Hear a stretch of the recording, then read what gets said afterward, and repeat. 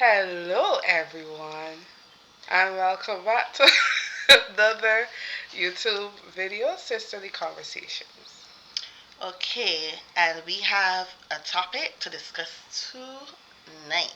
But before I discuss this, let's just take a minute to talk about how hot and humid it is in the six right now. Hello, it's so hot. I think it was like 30 degrees. 31 degrees today. Feeling like at some point I see somebody said it felt like 40 or 41. But anyway, for sure I know it felt like 36 and maybe up because whew, it was just too hot. No, barely any wind. The AC was popping for sure. And yeah, this summer seems like it's gonna be a brutal summer, but I don't really wanna. Jinx it. No, I don't really wanna complain about it because When it cold, it cold. And when it hot, it hot. And I kind of like embracing both because it's like you gotta change. It's not the same thing every like all year through. It's not the same. Like you got some type of change, but honestly, when it freezing, it freezing, and when it's humid, it is humid. So for those Canadians that are watching us, hello, drink water, stay hydrated, cause woo, it is hot. I have my water right here with me so that I can stay hydrated in a Mac Cafe cup. Okay, so let's move on to the video, and today we are going to discuss what are the changes.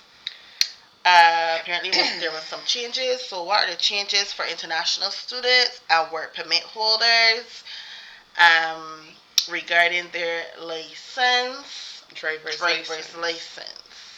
Yeah. Just a disclaimer. Again, we always do this every time we do immigration videos. We are not immigration professionals. We are not consultants or uh, lawyers. We just do a lot of research, and it's always a fun thing to discuss because we have gone through the immigration process ourselves. So, yes. All right, so let's dive right into it. So, recently, as of May 11th, 2026, people applying for a Class G license must declare that Ontario is their primary residence and they are legally present in Canada. Ontario also now has greater authority to verify a person's immigration status before issuing or renewing a driver's license. This means your study permit, work permit, or other immigration documents may be checked, right? And as long as you have valid legal status in Canada, you can have your license as an international student or as a work permit holder. Now, these changes, as I said, would have applied just last month. But when I first came to Canada, I was kind of scared getting my license. So this was the process versus then and now. And then Shanita will speak about her experience too. So when I came here and I went to do my driver's license, I didn't have to show anything. All I had to show them is that I had a license from back home previously, and they told me, well, once you pass the G1, you will just drive with your actual international license until you're ready to do the G. So I didn't have to do the G2 first because maybe I should have said this first. Um, you have the G1, which is the written test. Then you have the G2, which is the driving test, but on like the normal roads. And then there's the G, where there's is just for your license for the highway, right? So basically, I just got my G1 and I'm currently driving with my Barbados driver's license along with my G1 until I'm ready to do my G. So yeah, I didn't have to show, sorry, I didn't have to show any type of documentation stating that I am legal in the country, and they did not request it either. Um, so this is kind of a big change in that aspect because now you have to be sure that your documents are all valid and you have to show that you have residency here in Canada. Shanita? Well, for me personally, why did I say for me personally? That's the same thing. Anyway, for me, this was years ago. Like I did my license, I think in 2014, and Wait, what? wait, 1 second. And I did mine in 2021. Sorry, Okay, 2022, sorry. right. So 2014, I went. My situation was totally different from Tony's because I went through each step. So I did not have license back home in Barbados because when I moved from Barbados to Canada, I was just starting the process of doing my driver's license because I had already done my written test when I was 16 years old back in Barbados, and I was practicing, and I had gotten for my license a little before I moved to Canada. I know this is about Canadian license, but I'm just saying The backdrop. I had failed my Beijing license, right? The first time I did it, and then when I was gonna go for it again, then you know I got the documentation stating that I was accepted to move to Canada. So then I didn't even bother with that because it wouldn't have made sense. I wasn't staying home anymore. I was staying here. So then after that, I think we kind of did a video on license already, but Right. basically, I'm not gonna go back through it. What I'm just like go through the whole thing. What I'm just gonna say is that the written test is not as hard as people try to make it out to be. And the good thing is that you can do the written test. I think sometimes you get a second chance to do it, only pay $16 or something. Yeah. But because I think it's like a two-part test where they test you on like signs and stuff like that, and then they test you on the rules and the regulations of the road. And if you, let's say, for example, you pass the signs but you fail the regulations, then you can always go back the next day or The the same same day. day and just pay $16 or something like that and do it again and aim to get it. But what I would say is some of um, the things that help is they're always um, what do you call those, like quizzes online to test your knowledge. There's YouTube videos where people post a bunch of questions to test your knowledge as well. And it if you're somebody that you're always on the street, you see a lot of signs. So the signs one should be a no-brainer because whenever you're on the street, even if you're taking a bus, like you see signs, what you do is pay attention to these signs, right? And then you know, the rules and the regulations might be a little bit harder because they tend to ask you about demerit points. Sometimes they ask you about snowmobiles, etc., etc. But And how far the light's gotta be on, when to turn on your light, when to dim the light. right, Yeah, you gotta remember all of that. so but it is doable. Hmm. And if you fail, you can always do it again. That's the good part about it. You can do it as much times as you want. You might have to do it over if you fail twice. I think you might gotta start all over. I don't remember. But the point is, it's doable. It's not like a big deal. So, right, I did my G1. I passed my G1 in one, which is the written test, and then I did my G2. I failed the first time I did my G2. And then I think I mentioned I went in with my ex-husband, um, in what's it called? Was it Tecumseh? Close to Windsor. But I did it close to Windsor, and I passed the G2 test, and then they give you like 5 years to do the to before you do the G. Um, I kind of wasted those 5 years. I don't want to say wasted, but I just let the time run out, and right by the end, at the end, I decided to go for my G, and something happened, but I didn't get to do it, and then so I ended up not having a license, but I still had the G1. I don't remember ever having to do over the G1. That's the truth. But I didn't have the G2 anymore because I ran out of time to do the G2. So I basically ended up going back for the G2 after some practice. I went back for the G2 and I passed it. Then I tell myself, you know what, I got to get this G because who wants to be going for license every time like that? It's annoying. So, and it's money. So I ended up, basically doing the G and failed the G. So that's for those who might feel discouragement because you fail a license. Keep going. As I always like to say, giving up is not an option. That's even for people back home in my country as well, Barbados, or also anywhere else in the world. Whatever you want, go for it. But basically, I failed it, even if you fail.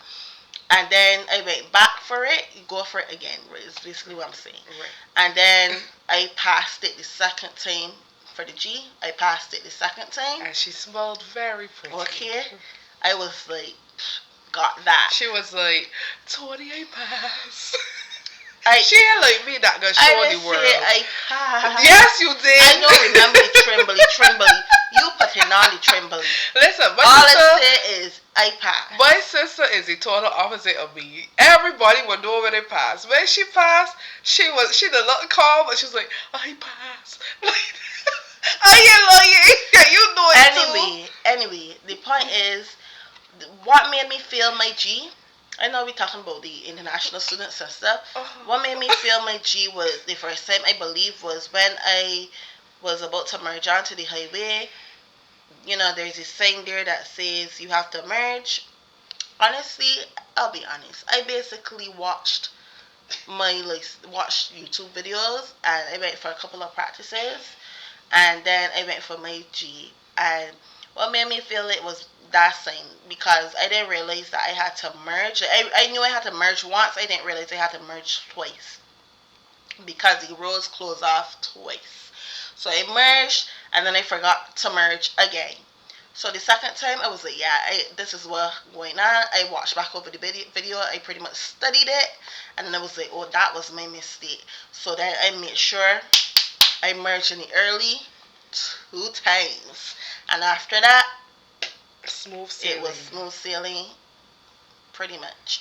Always remember also, if you live in Canada, to keep up to that 100, what is it called that now? Speed limit. Speed limit, right. Keep up the speed limit, because another field could be when you, I don't know, let's get to a license video now, but anyway, another field could be when you slow down. When you're on the highway, make sure you speed up. But yeah. So what else do you want to say about the video? About the immigration? I don't have anything else to say as it regards to the changes. I already said what they were. Okay. So there's another part of the question. Um, something new. Yeah, because it's totally different from license. Right. Mm-hmm. So the next question is, can a friend sponsor me in Manitoba? Okay, I guess we could have joined this question to the first question because it's dealing with immigration. But this is something I've been hearing people talk about, and so I was like, really? Let me do some research on this, because if a friend could sponsor a friend, that would be great. Wonderful. For a lot of people. Um, so I just wanted to see exactly what the facts were, and it's a big no. Sorry to say, but a friend cannot sponsor another friend under federal Canadian immigration. Sponsorship does not extend to friends. Um, so you can't sponsor a friend for PR. However, a friend can be your supporter. So if you're moving to the Manitoba province, there's a program called the MPNP program. It stands for Manitoba Provincial Nominee Program. And under that program basically is for economic, like, because obviously, you want to build the economy, etc., etc. So it's an economic initiative, and it allows the province of Manitoba to select skilled workers, international graduates, and business investors from around the world who want to be a Canadian PR.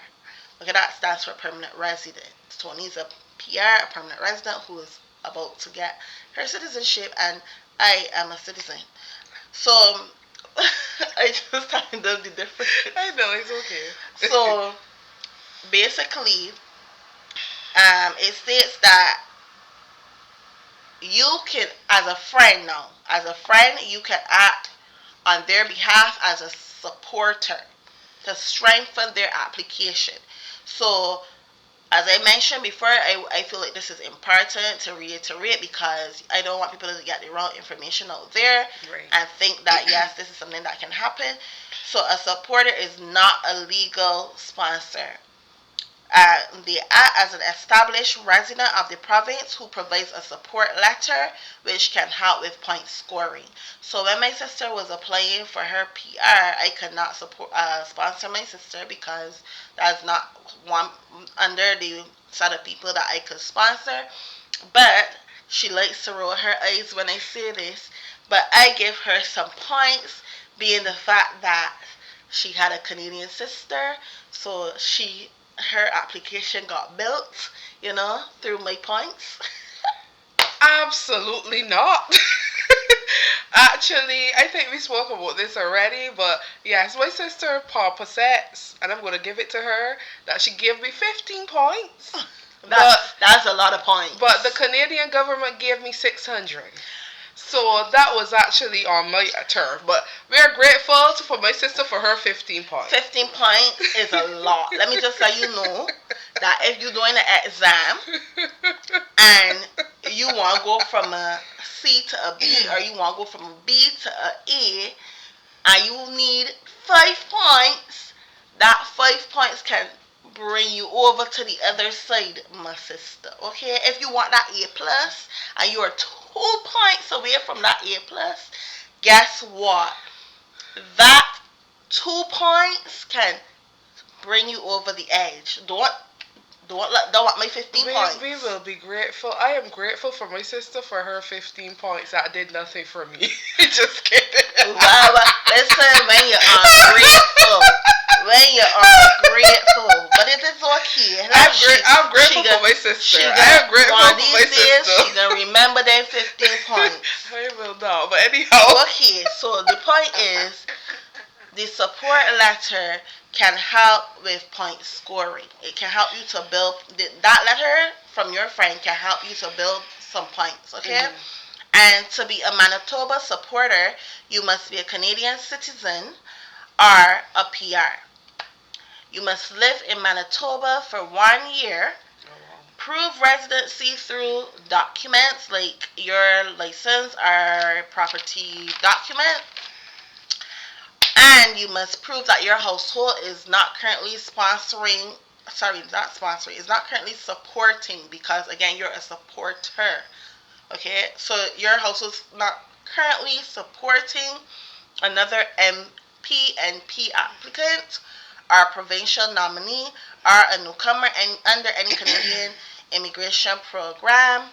Um, and then you also have to demonstrate close ties to the applicant and be willing to help them to settle down. Don't just, help them with the little support and then tell them on their own. If you have any information that can help them to settle down, because moving to a new country is always very intimidating. Even the weather can be intimidating. So I have some parents that are in my classroom, some of my kindergarten parents, and a lot of them are newcomers. And sometimes, we just have these basic conversations about even the weather, because it's new for them. Somebody like me at 20, our country is pretty much hot. Yeah, pretty much warm throughout the year. So sometimes it got the rainfall and it might be a little chilly at night, but it's not no winter. So I wouldn't really say it was what's the word? I wouldn't really say that it was a new thing or like a shock for us, because we've been coming to Canada, as I mentioned before, from the time we were kids. We used to live here as kids as well, so we were used to the winter and all that stuff. But for people who've never been here, it could be a shock for sure. So just be a support, not just through the application, but just in general. And then for the sponsored friend, they must meet the criteria, obviously, for the MP streams. They must score a minimum of 60 out of 100 points on the assessment and have a legitimate work history, education, and job ready English or French, because those are the two languages spoken in Canada. English or French officially. Obviously, there are people from all over the world and they speak all their languages, but the official languages in Canada are English and French. And then they must also possess sufficient settlement funds, because we don't want, we want to make sure that you are financially stable to support yourself. Even if you might need a little $100 from your friend. Just joking. But yeah, you must possess that sufficient settlement fund. Okay, so again, if you have any information that needs to be corrected, that you want to put any corrections there, you're free to do that. Mm-hmm. But based on our research, that is the information that we saw, and we just don't want people to go into it thinking that it is what it is not. So that's it for my video. Do you have anything to say? Okay, that's it for the video. Please. Hope it was informative. Right. Please leave a comment or question, anything, and we will get right back to it, or we will respond to you in the comment section. And please continue to like, share, and subscribe. Until next time. Bye. Bye.